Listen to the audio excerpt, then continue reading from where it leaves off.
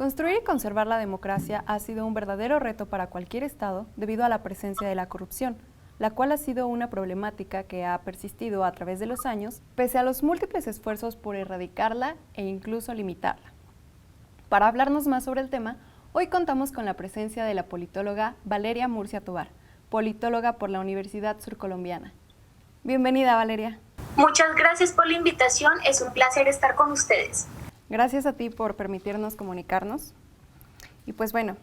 para comenzar quiero aclarar un concepto clave dentro de todo esto y es ¿qué es la corrupción? La corrupción es un gran obstáculo para avanzar en la consolidación de los estados democráticos, así como el pleno ejercicio y el disfrute por los derechos humanos y para lograr los altos niveles de gobernabilidad que permitan de manera eficaz y satisfactoria resolver las necesidades de cada sociedad. Como lo señala Gabriel Said, la corrupción es entendida por los mexicanos por mórdida, es decir, la disposición del dinero público por parte de los servidores del Estado. Adicional a lo anterior, te comento que la corrupción ha sido vista como una problemática de todo tipo o de todo régimen de gobierno, especialmente que se ha extendido desde las altas esferas del Estado hacia los niveles más bajos de las administraciones, de tal manera que ha burlado las diferentes normas jurídicas y las diferentes reglas éticas.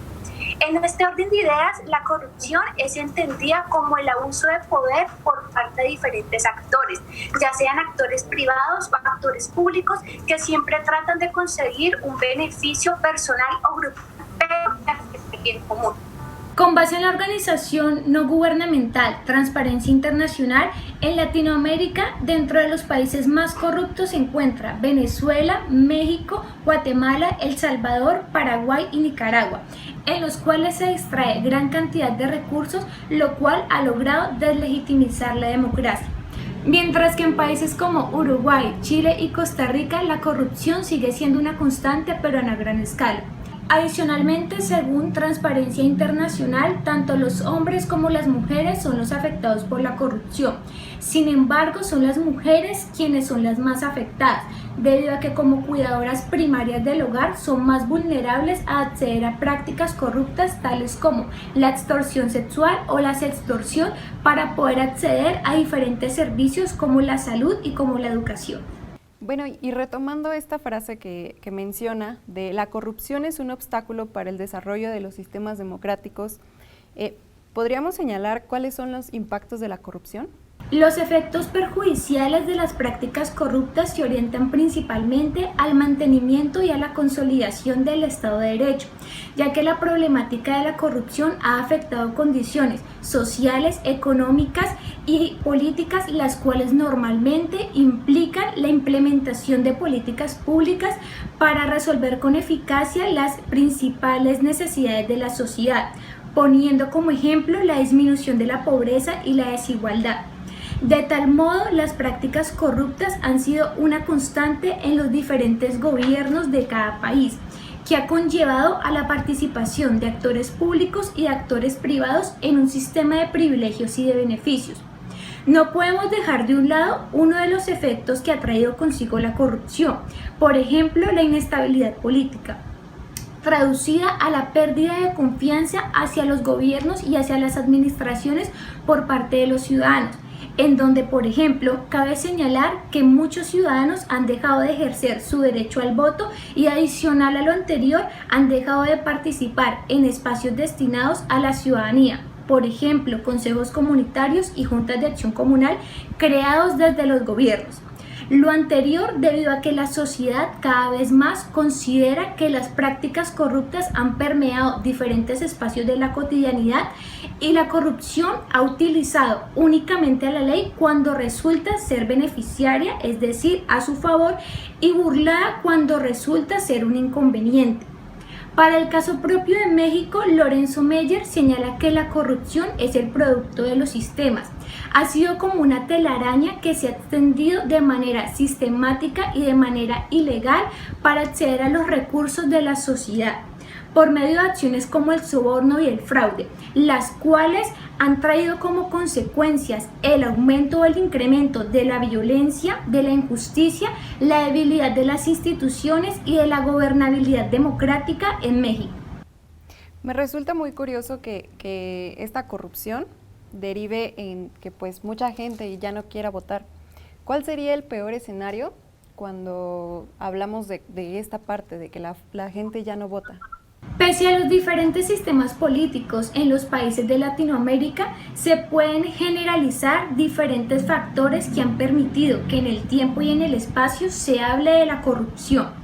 Por ejemplo, la institucionalidad débil para combatir de manera eficaz y de manera oportuna la corrupción, también para la exigencia de una transparencia. No debemos olvidar el acceso deficiente a la información pública, la cual permite ejercer el derecho de cada uno de nosotros como ciudadanos al acceso a información y a documentos por parte del Estado. También se puede señalar que la ciudadanía ha dejado de un lado la participación en instituciones de carácter democrático, lo cual no ha permitido un fortalecimiento ni de los sistemas democráticos ni de las instituciones y mucho menos de la gobernabilidad. No podemos olvidar la continua confrontación entre el deber público y entre los conflictos o los intereses privados. Y por último, la impunidad, traducida a la pérdida de confianza por parte de las ciudadanías hacia las instituciones democráticas de los países. Adicional a los anteriores factores, en América Latina existe un fenómeno llamado el clientelismo. Este fenómeno se ha considerado como un mecanismo no gubernamental o no institucional de lealtades asimétricas mediante el cual se intercambian bienes y servicios para el apoyo electoral con el fin de obtener beneficios personales y grupales. Específicamente en México, Jorge Cepeda señala que la corrupción ha penetrado muchos ámbitos de la sociedad mexicana. Esto debido a la relación entre el poder político y la delincuencia, convirtiéndose la corrupción en un factor o en una costumbre de la cual todos los ciudadanos han sido cómplices activos o pasivos, debido a la falta de educación y debido a la falta de valores para permitir enfrentar y reducir esta problemática. Por último, me parece muy importante aclarar qué medidas se han tomado para evitar la corrupción.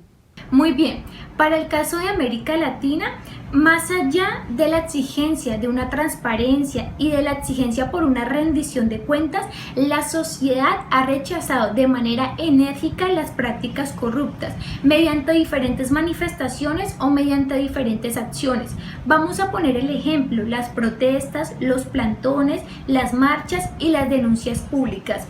las cuales han tenido el fin de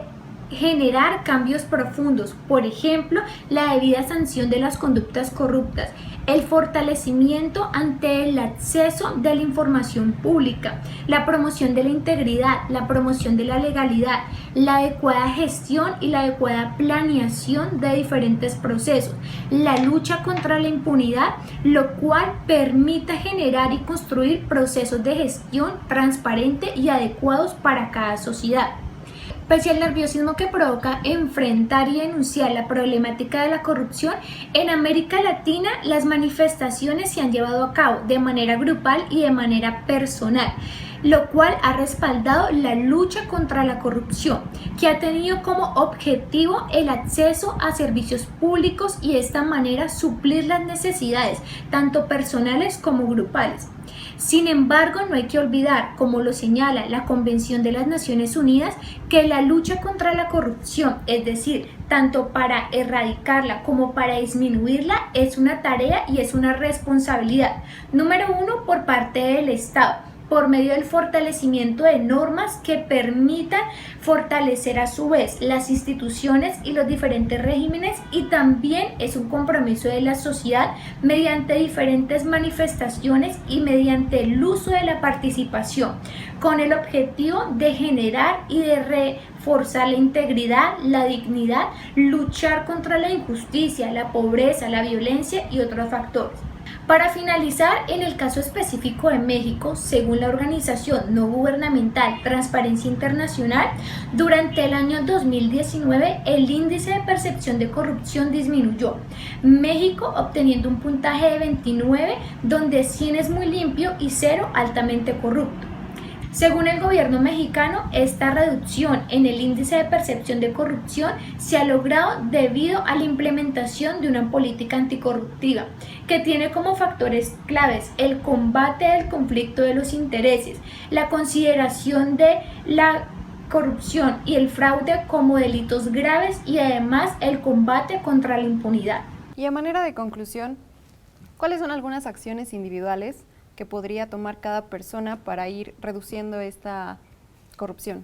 Para reducir la corrupción es importante primero nosotros como ciudadanos aportar a no realizar o no ser partícipe de prácticas corruptas que podemos encontrar en la cotidianidad. Es decir, dejar de o evitar el acceso a sobornos, el acceso a diferentes procesos que sabemos que se han llevado a cabo de manera ilegal y también hacer uso de los diferentes mecanismos de participación ciudadana que nosotros como ciudadanos tenemos y que se nos han entregado precisamente para participar en todas las decisiones políticas y democráticas de cada país. Bueno, pues muchas gracias, licenciada. Sin duda tenemos que aprender más sobre cómo reducir esta corrupción si queremos realmente un cambio. Muchas gracias a ustedes por la invitación, ha sido todo un placer estar acá. Gracias a usted. De esta manera hemos culminado este breve análisis sobre la corrupción. Los invito a seguir acompañándonos.